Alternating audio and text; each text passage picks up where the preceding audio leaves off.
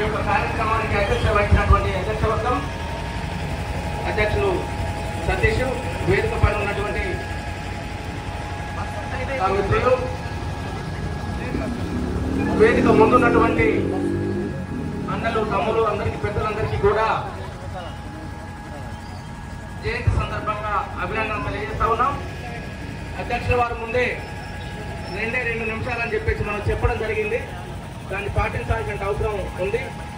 చాలా విషయాలు చెప్పాలని అనుకున్నా సమయ భావం వల్ల చెప్పలేకపోతున్నాం. మరో సందర్భంలో, మరో పద్ధతిలో మనం కూర్చున్నప్పుడు అనేక విషయాల్ని సందర్భోచితంగా మాట్లాడుకుందాం. బాబాసాహెబ్ అంబేద్కర్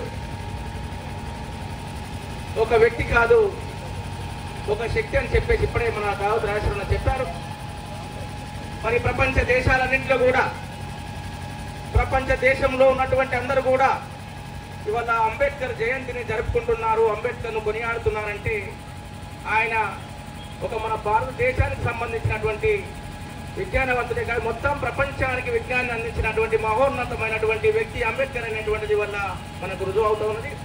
ఇవల్ల ఐక్యరాజ్య సమితి కూడా ఇవాళ మొత్తం ప్రపంచం అంతా ఈ యొక్క పిలుపునిచ్చేటువంటి పద్ధతిలో ముందుకు రావడం అనేటువంటిది చాలా గొప్ప విషయం.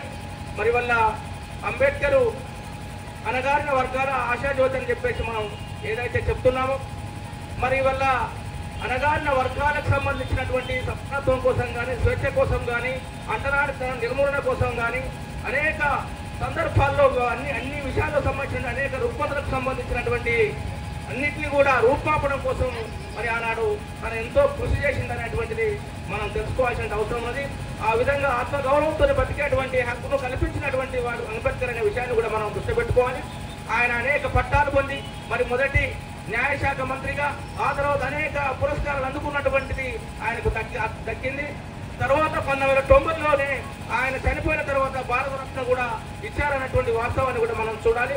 మరి అంత గొప్ప వ్యక్తిని మనం ఇవాళ మనం తలుచుకుంటున్నాం. మరి ఇవాళ రాజ్యాంగాన్ని ఇవాళ రచించి ఇవాళ హక్కుల్ని కూడా అందరూ పొందే విధంగా ఈరోజు రిజర్వేషన్లు కానీ, హక్కులు కానీ, ఓటు హక్కులు అన్ని విషయాల్లో కూడా తన ముందు చూపుతోటి ఏదైతే చేశాడో దాన్ని వాళ్ళు అందరం పొందుతూ ఉన్నాం. మరి వల్ల ఒకే ఒక్క విషయం మనం చెప్పదలుచుకున్నాం. ఇవాళ రాజ్యాంగం ప్రమాదంలో పడేటువంటి పరిస్థితి ఏర్పడింది.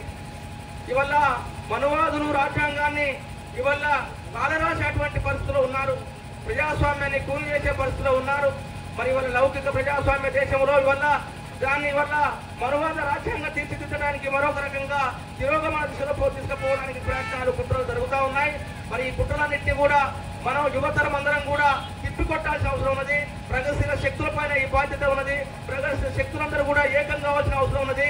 వాళ్ళు ఏ సంస్థలో ఉన్నా, ఏ సంఘంలో ఉన్నా, ఏ పార్టీలో ఉన్నా అందరూ కూడా వాస్తవ పరిస్థితులకు తగ్గట్టుగా ఈ యొక్క మనవాదుల కుట్రను అర్థం చేసుకొని రేపు వచ్చే ప్రమాదాన్ని, ఫాసిజాన్ని ఇవాళ దూసుకొస్తున్నటువంటి దాన్ని మనం ఎదుర్కోవడానికి విషయంగా మనం ముందుకు సాగాలి. ఆ విధంగా మనం ఐక్యతతో ముందుకు సాగినప్పుడు మాత్రమే, యూనిటీగా ఉన్నప్పుడు మాత్రమే మనకు ఉన్నటువంటి ఎజెండాలు, సిద్ధాంతాలను పక్కన పెట్టి ఇవాళ రాజ్యాంగాన్ని కాపాడుకొని, హక్కులను కాపాడుకున్న దిశగా మనం ముందుకు సాగినప్పుడు మాత్రమే ఇవాళ మనం స్వేచ్ఛగా బతికేటువంటి అవకాశం ఉంది. కాబట్టి ఇవాళ మనం జరిగేటువంటి వాస్తవ విషయాలకు తగ్గట్టుగా మనం నిర్ణయాలు తీసుకుంటూ ఉండాలి. కాబట్టి ఇవాళ అనేక మంది మాట్లాడేటువంటి వాళ్ళు వేదిక పైన ఉన్నారు. మరి 2 నిమిషాలు టైం ఇచ్చినారు. కాబట్టి రేపు భవిష్యత్తులో మన రాజ్యాంగాన్ని రక్షించుకోవడానికి, ప్రజాస్వామ్యాన్ని కాపాడుకోవడానికి జరిగేటువంటి పోరాటంలో అందరం కలిసికట్టుగా ప్రగతిశీల శక్తులందరం కూడా ఏకమవుదామని చెప్పేసి సందర్భంగా తెలియజేస్తూ, జరిగే పోరాటంలో మా పార్టీ తరఫున ముందుంటామని చెప్పేసి తెలియజేస్తూ సెలవు.